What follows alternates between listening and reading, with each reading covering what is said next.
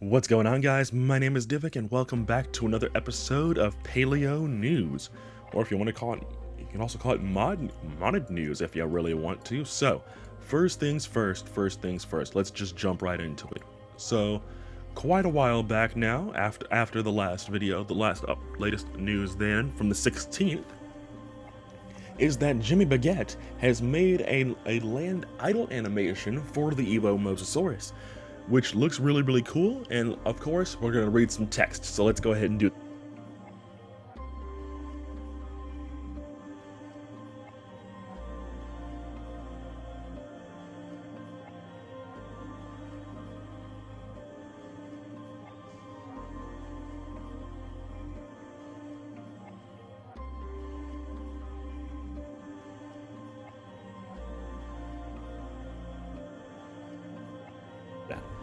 Someone please put him back in the water.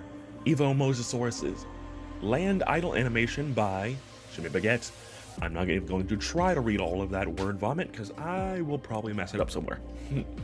So, to reiterate, Evo Mosasaurus, along with Cryptoclytus, Elasmosaurus, and a few other aquatic creatures, will be able to come on to land, but only briefly. Cryptoclytus won't suffer from this problem, but the larger guys will get decompression sickness once out of the water, which will steadily increase torpor gain. So, be sure not to leave them out for too long, otherwise you'll end up with a big beached water creature you'll have to wake back up and drag into the sea as soon as possible. Oh my gosh, I actually read that without flubbing the words. Let's go! Yeah, that's just kind of how I talk. Unfortunately, there's not really much I can do there. But hey, some days are better than most.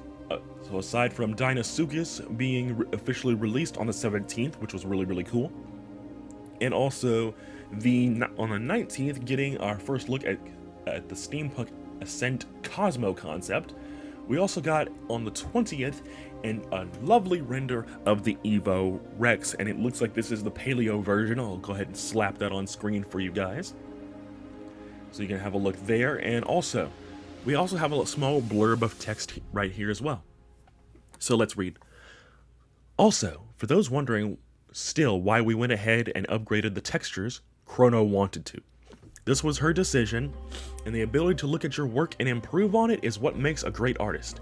I am so thankful to have her and many talented others on this team, and I am so proud of them and what they've accomplished. And I fully agree there. See, and small tangent here, I've done this so many times with my own characters and whatnot. I've updated them, upgraded them, because I've gotten better as not only as a designer, but also as an artist. So I vibe with this. And also, look at the Evo Giga from ASC to this one right now. Same concept for Faye there. She got better at what she was doing, and so we got an upgraded Giga. Same thing for Chrono here. So, it makes sense. I would be very proud there. And, also, this was already taken care of, by the way, but someone did actually port the Evo Giga into VR chat. The situation was already handled, so that's very interesting, and that happened already. The person that actually showed Evo Giga in the video had nothing to do with it. They were just like, hey yo, that's the Evo Giga. It's in VR chat. Oh my gosh. So, I'm not going to show it. And I'm going to say this is an exclusive to the Depths Cord. But we did get a lost episode, quote unquote, for Yellow Jacket of the Paleo Arc series. Now, if you remember, Paleo Arc was a series before it was a mod, and so there was Yellow Jacket is the primary antagonist of the series, and there was an episode that was all about him and his origins of sort. So actually, let's just do some reading. Let's just do the reading. Let's just do the reading, all right? So, a special treat for you all, the Paleo Arc, the true lost episode. So remember how last year there was an episode in production of Paleo Arc that just sort of went quiet? I think I should share what we did have before the episode was shelved indefinitely. So what was this episode? This was an episode focusing heavily on Yellow Jacket, if you don't remember who that is, he is an Acrocanthosaurus who is the main antagonist of Paleo Arc. This was his origin story of sorts. How he came to be known, along with the sprinkling of breadcrumbs for viewers hinting at where he came from. Spoiler alert, he's not natural to this arc like the rest of its denizens. This episode is basically Jaws, but with a dinosaur. There was a community/town that had been constantly harassed by him, killing survivors who have been at the wrong place at the wrong time in the surrounding wilds, killing off livestock, interrupting taming new dinosaurs for survivors, disrupting the surrounding ecosystem by taking out rival predators, and displacing other animals who are just trying to get out of his way. Eventually, the people who have settled here prior had enough of it and would take matters into their own hands and hunt him down. And it goes as well as you think it would. So why was it cancelled? Well, it wasn't. It was in production right as ASA was announced, and oh my gosh, Power Scroll, hold on, while we were filming on ASE. And seeing as the potential that ASA held visually, along with the new camera tools, I decided to hold off on it and postpone it for a later date. The original episode was to be filmed on Gunsmoke, but seeing how gorgeous Scorched Earth looks like on ASA, along with Gunsmoke probably never being ported over to ASA, I'll come back to filming it on there. So when will this episode come out, and when will Paleo Arc, the series, make its return? And the answer is simple. I can't say. Work has me busy, modding has me busy, and I can't just entrust someone to make the episodes for me. Paleo Arc is my baby, man. It's my passion project as a storyteller and a dinosaur enthusiast. I want to return to it one day for sure. The next episode I make won't be this one, it'll be something else, but Yellow Jacket's focus will most likely be the one after it. Another thing too is I really want to film episodes. I don't really want to film episodes, when I want to TLC the dinosaurs I want to feature first. So, enjoy, peeps. There's music and some sound effects, no voice acting though, which would be a first for Paleo Arc. So I added subtitles. But yes, I'm not gonna show it here because I don't feel comfortable showing this video here. But if you want to see it, join the Discord, and it's right there. You can watch it for yourself. And that was it for all of that stuff. And speaking of Arc Editions, we'll get into that a little bit later. But also, I'll say it here.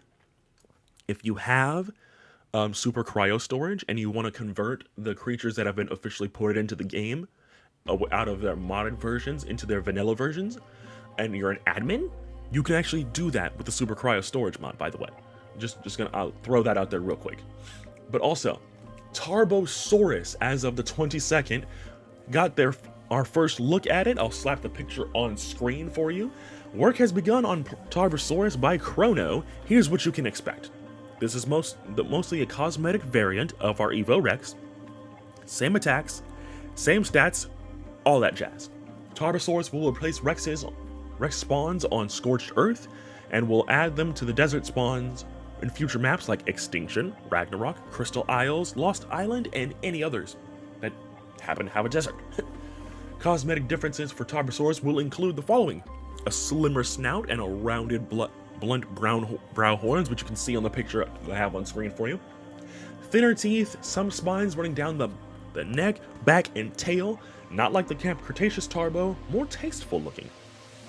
Slightly proportional differences, overall leaner than Evo Rex, completely new pattern, and immune to sandstorms. That last one is going to be lovely for Scorched Earth players. Potential things we are considering, meaning that these might not happen, by the way. They could happen, but they also might not, hence the word potential being there. Some very light/sparse proto-feathering/quills. If it doesn't cause any problems, he'll be about 10% smaller than the Evo Rex. A slightly different saddle, highly considering a slight tweak of the Evo Rex saddle to include a helmet piece with goggles, like the desert cloth armor in-game. I personally would love to see that, to be honest. That would look really cool. I will share more when the model and textures are finalized. You can expect the Evo Rex upgraded model and the Tarbosaurus variant in the coming weeks. Hang on tight. And of course, there is the lovely picture that I've already had on screen for you guys. And also, here's a picture of the Evo Rex side profile in the same angle as the Tarbosaurus, so you can see the big differences in the snout, the brown horns, and also the teeth, as was mentioned. And let's see, anything else? Oh, we also got speaking of, we have even more text, so let's do even some more reading. You ready? All right, let's go. Finalized default/base pattern for Evo Rex Redux by the team member artist Cryptic Spire. We reworked it a bit and it took some inspiration, from a few different Tyrannosaurus patterns, mostly beasts of the Mesozoic Tyrannosaurus action figures. We're still hammering away at a few other things, but the next patch will have a bunch of new stuff along with bug fixes. We may have found a fix regarding saddles disappearing during conversion on console. And I'll announce when it's ready to drop, when everything is ready. And we can have the lovely pictures here of the side profile, upwards angles, and a 3/4 angle, and also the comparison between the new Evo Rex and the one that is currently in game. Wow. And speaking of in-game, here's 2 shots. I believe these are from Debs himself, of the new Evo Rex in-game, so you can actually have a detailed look at what that looks like. And I do believe that is all for Paleo Arc. Okay, so there's actually new information out now. Evo Bronto walk cycle has been revealed, and of course this information happens after I release my previous video. After not even releasing the video, after I've processed this video, but here is the Evo Bronto's walk cycle. I have it on a loop. The actual video is like 7 seconds long, so I went ahead and looped it for you guys so you can actually have a look at it so it doesn't flash on screen really fast. It looks good. And what do you know, the Evo Bronto actually picks up its feet when it's walking instead of doing a mad dash shuffle thing that the vanilla Bronto is currently doing. I like it a lot. I think it looks really, really good. And of course, Nimwit, who made the animation, is cooking as per usual. But as well, there's another reason for this extended part. Originally, I did mention the whole debacle, quote unquote, with Editions Ascended and porting over its creatures over into the official thing. There is new information that just dropped earlier in the afternoon. This was on Sunday, and of course, we're just gonna have to include this because I know a lot of people have been asking about it and have been asking me to cover more of Arc Editions, or rather Editions Ascended. So let's get into it. So, apologies for another announcement so soon. I didn't think I'd get both of these done today. And that is in regards to the Archelon TLC finally being finished, and it will be releasing soon-ish, I believe. In fact, this will be done, or whenever, well, it'll be available whenever CurseForge decides to release it, because you know how CurseForge is, everything takes a while. But anyways, Serato is also being updated now to include its conversion functions between modded and vanilla Serato. Same with Archelon. Update will be within the 24 hours, just need CurseForge approval. I haven't gotten to Dinosuchus and Ziff yet because I need to do a bunch of file cleanup with them like I did with the Serato to cut down on unnecessary files and such.